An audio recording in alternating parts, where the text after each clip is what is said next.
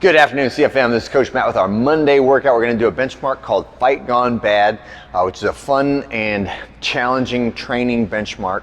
So before we do that, let's get to our warm-up. We're going to do 3 rounds through 1 minute of rowing. So I'll have the rowers, and the way Fight Gone Bad is structured is that there are 5 different stations. So we'll have all the rowers on one far side of the room, and everyone will get a chance on them. We are all going to be rowing today because of the structure of Fight Gone Bad. So today is not a day when you should substitute a bike or a jump rope or a ski erg for the rower, because the rower fits in with the movement pattern changes that we want with this workout, okay? So unless there's a medical exemption that you have with the doctor's note, signed, notarized, then we're all going to be rowing, okay? Tongue in cheek a little bit there, but try to row if you can row. So a minute of rowing, and then we'll have medicine balls. The medicine balls will be on the opposite side of the room because we're going to do them either at the wall or at one of the wall ball targets, right? But get 8 reps of a squat with the medicine ball. If you want to do a few extra like warm up wall ball shots when we get to the later rounds, feel free to knock that out. But that is our prep movement for the lower body as well as holding the ball. Next one we're going to get is a band, medium-sized band, and we're going to just do some upright rows with it. So we're prepping that shoulder pattern of pulling, elbows high, touch the band to your chin at the top of the movement. That's as high as we need to get. So when you do this, especially when we do the sumo deadlift high pull, make sure your hands aren't way out front. Like if you're doing kind of a different version of a kettlebell swing, this one we want to stay real tight to the body. My thumbs should trace up my midline when I do that upright row. Next one, we'll have a PVC pipe. We're gonna do just a little barbell complex.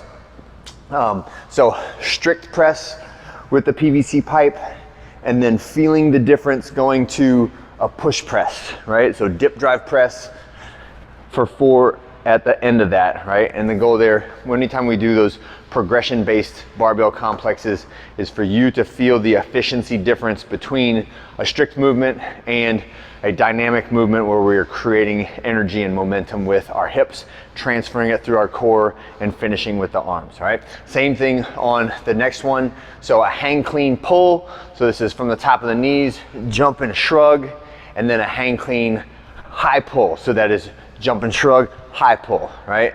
And the point of that one is to work on hip extension with my elbows straight.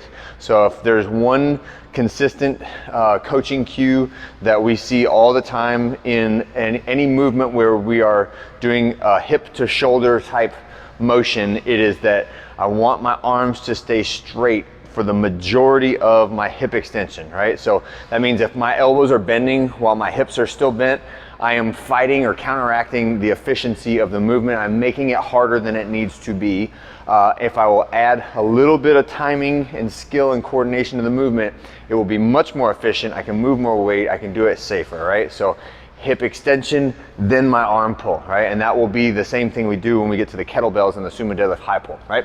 Last one, just a little bit of jumping, so some tuck jumps. If you can pull your knees up underneath you, do that. If you can just pull them a little way, do that, but focus on a nice, solid, and controlled landing. So I don't want to land so hard that my feet stomp and make a big flat noise on the floor. I want to have that controlled ball of the foot first, and then the rest of my foot lands in control, okay?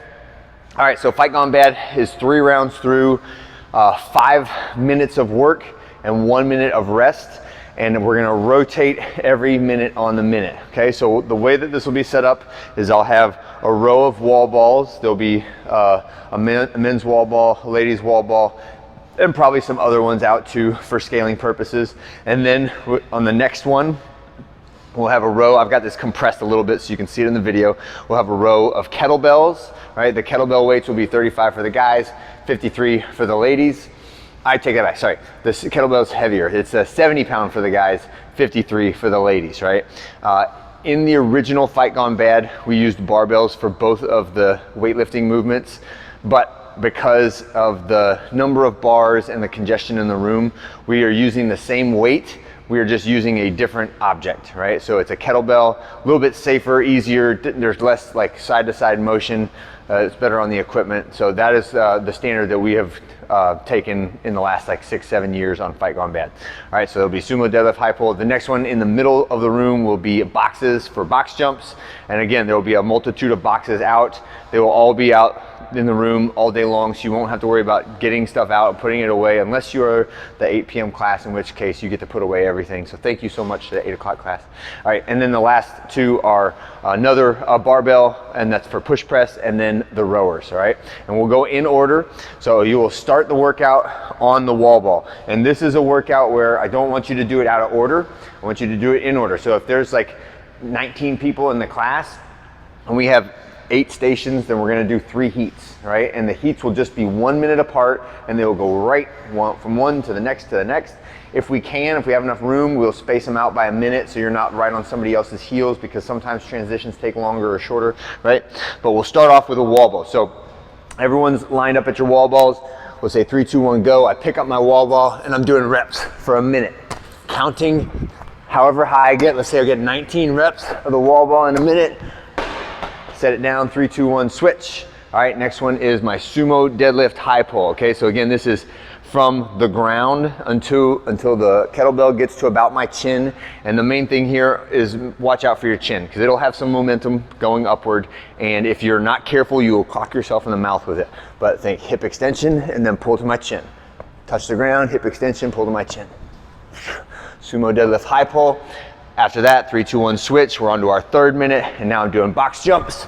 So jump on top, stand tall, extend the hips, and then you can either jump or step down.